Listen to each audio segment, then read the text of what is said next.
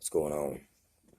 Um, Basically, we live in some messed up days, that's for sure.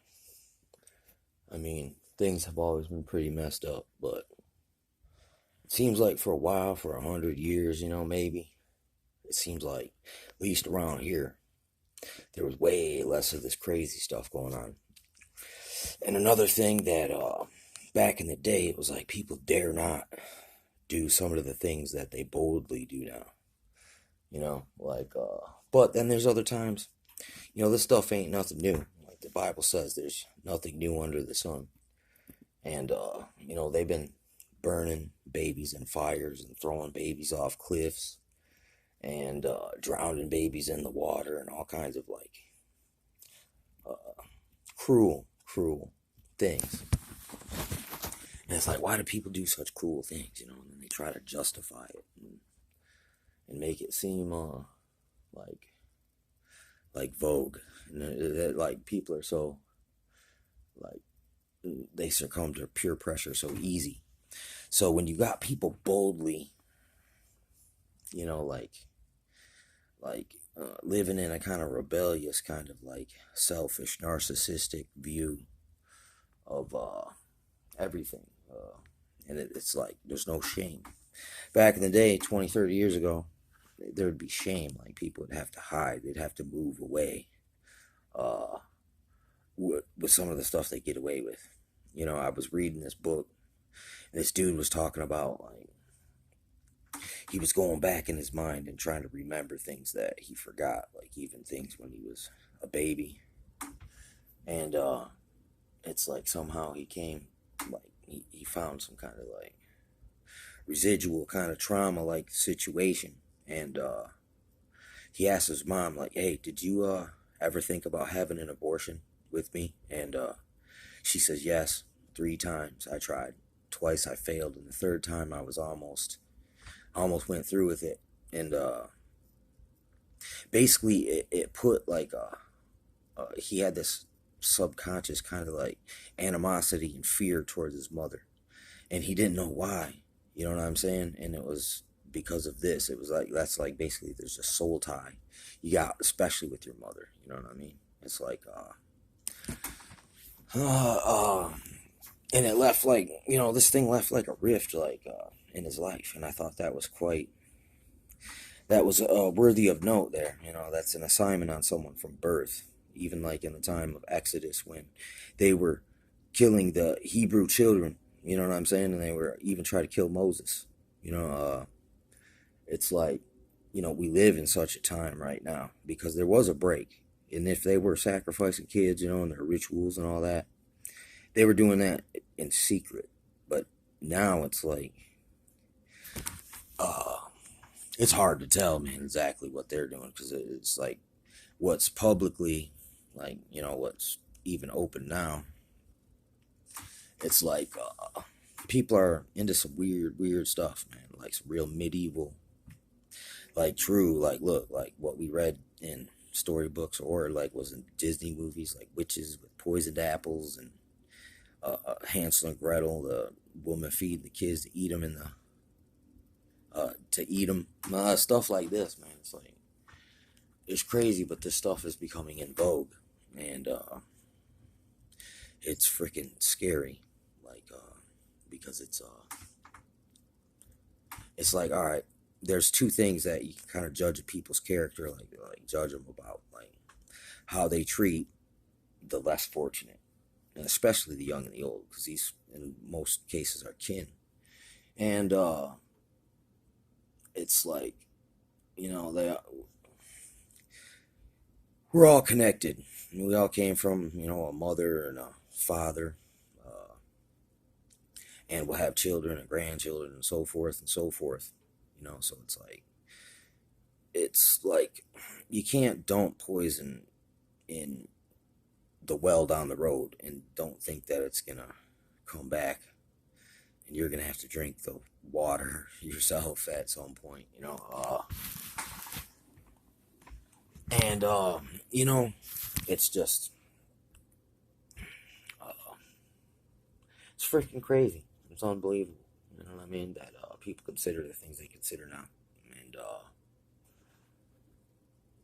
they're not like weirded out and bothered by this stuff at all. That's like really, really weird. It's like, are we under mass hypnosis? You know what I'm saying? It's like, was it more? Did they put more than lead in the water? You know what I'm saying? But there's a part where in the Bible where it says, you know, like, can a mother forget her suckling child? And it says, yea, they may forget. You know, but God will not forget. You know, it says in there, you know, that's true. I mean, we see that. That's truth right now. Like, yeah, somehow even human women, like, will abandon their children and do even worse than that. You know what I'm saying? And these are things are documented throughout history. And they're all times when these things were done. Like, you see judgment came upon these people. You know, like the Romans and the Greeks. There's tales of them throwing, you know, like kids off cliffs and massive, like, societal pedophilia. Stuff's going down right now too, like out in the open. It's like it's really human sacrifices and like crazy stuff, man. And it's like, look, it's like, what do you think that is, man? Is that they're doing? You know, it's like if you look at all this stuff, man, you like really research the historical evidence. There's like, even if you're a secular person, it's like you can't deny that, right? What I just said right there, and it concurs. The biblical narrative concurs with the historical record, and it's like, yo, you know, the truth is not relative. You know what I'm saying? It's like your perceptions may be relative, but just because you strongly believe something is true or right, it's like it doesn't change if it is or is not. You just cannot go and make it up as you go and bend reality to your perception, to your will. You know what I'm saying? It's just, it don't work that way. I mean, it might help you sleep at night, but it doesn't change things. And it's just sad, like, that people are in this kind of like really like even sub-juvenile mindset. I mean, this is fairy tale. This is worse than high school. This is sandbox. And these are the people in control of things, you know what I'm saying? And it's like they're basically like got a sandbox level of maturity. And you know what happens in the sandbox? They take each other's toys and they don't share, and they throw sand in your eyes and they pull your hair, and they, you know, it's like, look, they don't want to come out. You know what I'm saying? Look, it's like, it's things I remember about the sandbox myself, you know. It was a long time ago. I had to do like that ninja guy and remember real far back. You know what I'm saying? I had to pull and recall some stuff. See, there's the other thing right here. Experience, okay? We are living through these things. You know, I read testimonies of people who lived through things, you know. And there's a reason why things are remembered. Like, look, they're, for example, like for like, look, either good or bad. You know what I'm saying? And judgment, that's what a judgment is like, or discernment as well. It's like, look, it's the ability to see a thing for what it is and compare, make a comparison, and also recall from your own experiences to chime in and tune in and narrow in and hone in, zone in on the thing that you're it's going on or whatever, dude. And it's like a form of kind of awareness with like it's kind of like after you did something for some time, it kind of just does it automatically. And, you know, it's like you just punch in the coordinates and then the computer does the job, man, in a way. But, yeah, all this stuff, man, you can validate and confirm it. You know what I'm saying? That, it's bad whenever people done this type of thing, like, they basically almost wiped out of history sometimes, like totally. You don't hear about them. You know, there's no ruins, no freaking, there's nothing left, man. Like, not one stone upon another type deal. Because of this type stuff right here, buddy. And, yeah, it's really creepy. It's really creepy. We live in these times, man, that, yeah, no one's safe. especially not the young and not the old. You know what I'm saying? And there literally is assignment to kill you before you're even born. There's a whole engineered scientific dictatorship. Uh, what is it, man? Neo-feudal paganistic uh, sex death cult uh, in full. It's full force, man. It's like, look, it's like these people don't. It's like it's all there, but they don't have to tell you the truth because look, it's more relativity with these people. You know, but it says if every single one of our words will be judged, so every single one of our deeds as well. So doesn't none of us get away with anything? Unlike the mother who may forget her children, or the father for that matter too. You know what I'm saying? It's like we all abandon people sometimes, man. There's pressure on us to do so, and we've been like engineered and socially like managed scientifically to like look to break up the family unit. It's called the Willie Lynch Papers. And I mean, this is 300 years old. This is just one little. You got that Huxley Berkeley seminar. You know, the same thing. It's the same thing. You got the story of Pharaoh and Moses and the Exodus. That's the same. It's the same kind of freaking thing's been happening over and over again. And it's like there's nothing new under the sun. And you know,